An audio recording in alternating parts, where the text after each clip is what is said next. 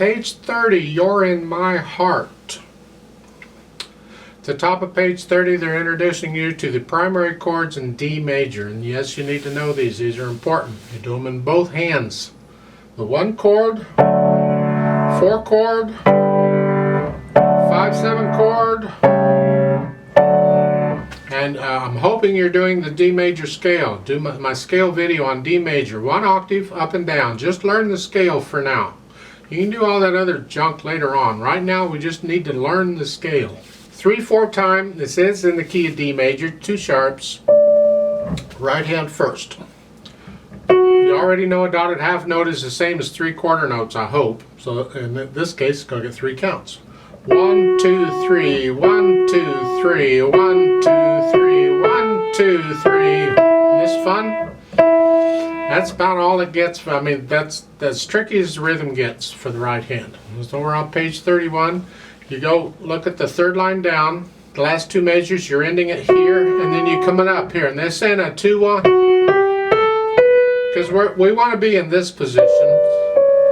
And this is how we get there. So it's a 2-1. We're there. We're in position right there. 4th line. Watch this fingering. 1-4, and you can do it 2-5 if your hand's big enough. I prefer that to the 1-5. If your hand's not big enough, then you have to do a 1-5. But connect the 4 and the 5. Connect these together. This is a melody. Connect it with the fingers. And then lift up. And then you're going to repeat that. And then at the bottom, the second ending there, it's 5-4, and they're saying 1 and you slide off. There's many times in playing piano we have to slide from a black note onto a white note. It could be most any finger too, so it's good practice. The tricky part is timing it right, because when you slide off, that D has to come with the left hand. It has to be at the same time. That takes practice. Now, you don't really have to slide off. You can come down and do that if you want, but I encourage you to go ahead and do this slide because it's good practice. And then 2-5 for the last one. See, what we're in is a D major chord. We're not using the A, so it's here to here. Very common in piano to do that sort of thing. Left hand, keep the left hand soft. It's the chord, broken chords. 1 chord, 5/7 chord. Oh boy. Go over to page 31. 4th line down. You're here, 4 chord. And then this. You see the 1 with the square bracket? That means you play both of those notes with the thumb. Here. The thumb we do this too. It's just easier because unless you got really big hands, it's hard to do that. So we do that. That's okay. Put the hands together slowly.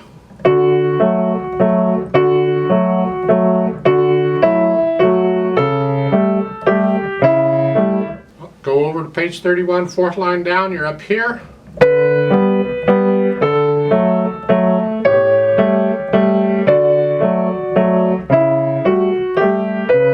And then just go down to the bottom. The second ending, you're here.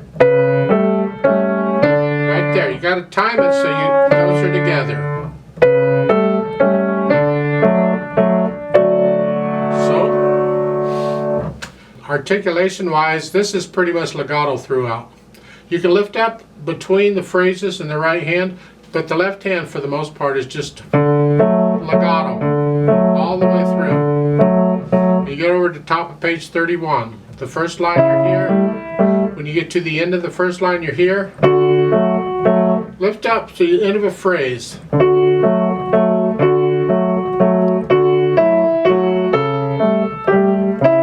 can lift up between each of these phrases. However, when you get to the 3rd line, the last 2 measures, don't lift up and go on. These notes, the last measure, the 3rd line here, it leads into the next line. And when you have a lead in like that, you never separate it. Connect it, lead into there, go up to here. Connect all of that. So don't separate that. No, very unmusical to do that. Connect it. Now you can lift up the right hand there.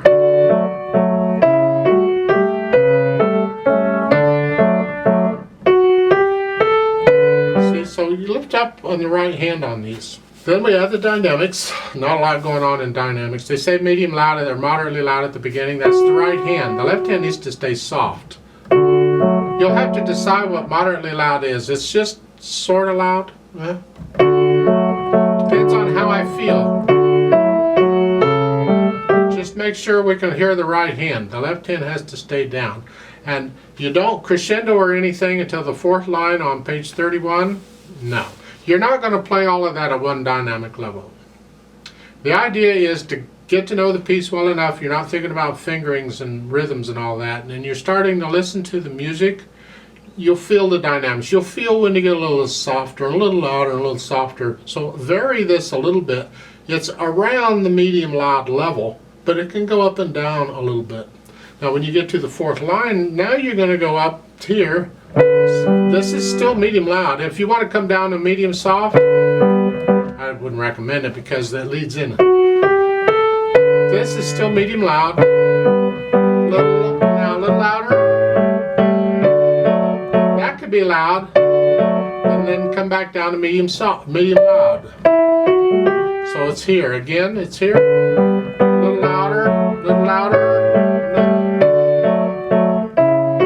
See, I went up too loud and then come back down to medium loud. And then at the end, last two measures, now you come down to soft. Or medium soft, it's up to you. What do you think? As far as the speed goes, Allegro moderato, sort of on the fast side of moderato. Huh?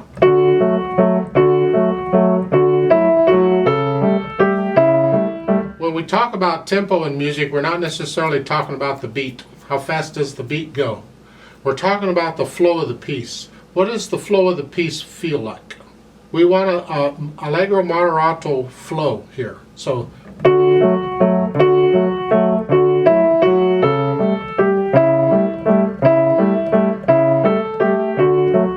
in my opinion, that's about what it would be. Some people would say that's fast. 1, 2, 3, 1, 2, 3. That's fast. Well, again, it's the flow of the piece. It's not the individual beat we're talking about.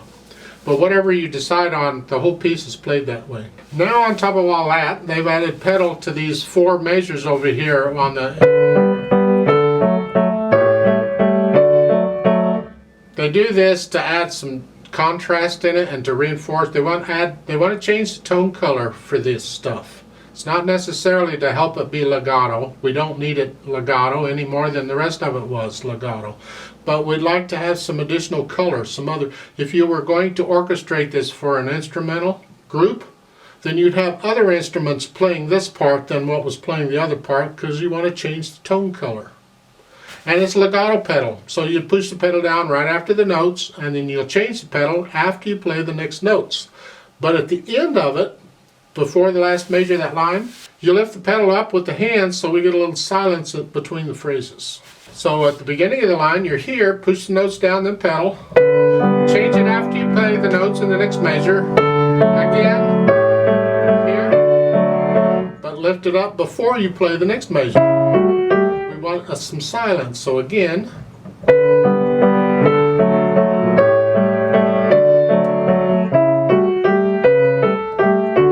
Repeat again.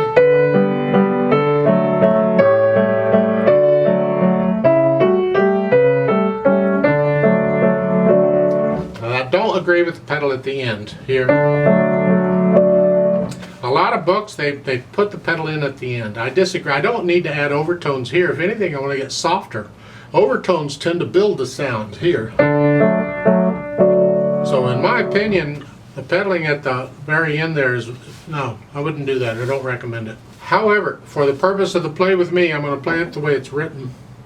And then later, if I were going to play it myself, I'd make these changes. See, you always learn a piece the way it's written first, and then you can go and adjust it later. If it's an arrangement, this is an arrangement, so rearrange it after you learn to play it the way it's written. I'm going to give us 3 counts. Let's play this together very slowly. I'm not going to do the dynamics, just the notes and the rhythms. So we will take the repeat and all that stuff. Now have your foot on the pedal at the beginning of this. If you're going to use pedal, put your foot on the pedal and leave it there for the whole piece. Don't be putting your foot on and off the pedal during a piece. 1, ready, go.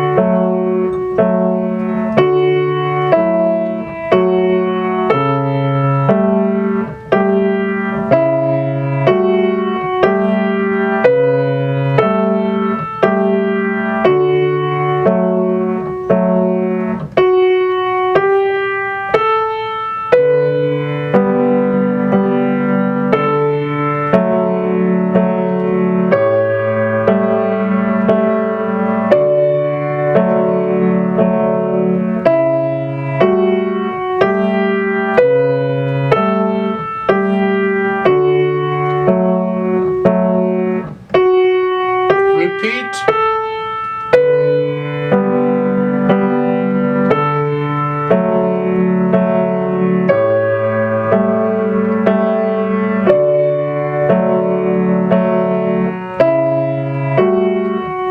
Second ending.